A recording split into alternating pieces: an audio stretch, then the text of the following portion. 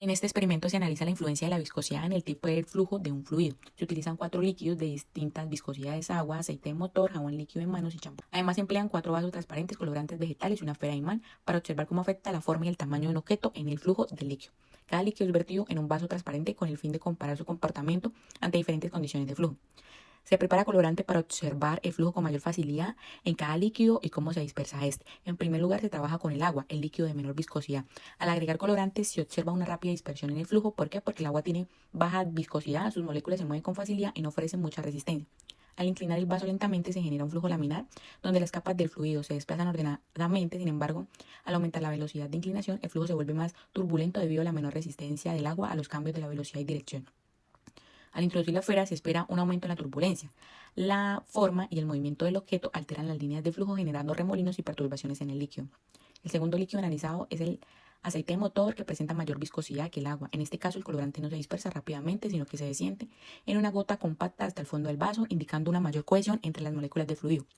Al inclinar el vaso, el aceite ofrece más resistencia al movimiento en comparación con el agua.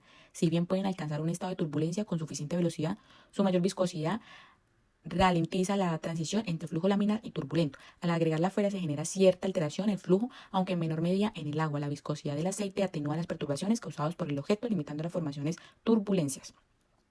Para analizar el efecto de la temperatura en la viscosidad se utilizan las muestras de jabón líquido, una a temperatura ambiente y otra caliente.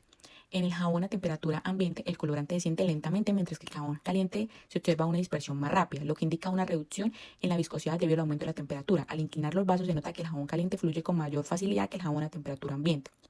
Esto confirma que la temperatura disminuye del fluido y facilita su desplazamiento. En la muestra caliente, las esferas generan mayor turbulencia en comparación con la muestra fría, evidenciando que la viscosidad influye directamente en la capacidad de un fluido para turbaciones en su flujo. Por último, se analiza el champú, el líquido con mayor viscosidad. En este experimento, al agregar colorante, se observa que su desplazamiento es muy lento y que permanece en una línea definida antes de dispersarse. Al inclinar el vaso, el champú ofrece la mayor resistencia al movimiento. Su viscosidad impide la formación de turbulencias, incluso cuando se incrementa la velocidad de inclinación, manteniendo un flujo predominantemente laminar. Al introducir la esfera se genera una mínima alteración en el flujo debido a la alta resistencia del líquido al movimiento. Este resultado refuerza la relación entre la viscosidad y la estabilidad en el flujo. Como conclusión del experimento, demuestra la influencia de la viscosidad en el tipo de flujo de un fluido. Se observa que los líquidos menos viscosos, como el agua, permiten una rápida dispersión del colorante y una transición más sencilla a la turbulencia. En contraste, los líquidos más viscosos, como el champú, presentan mayor resistencia al movimiento y mantienen un flujo más estable.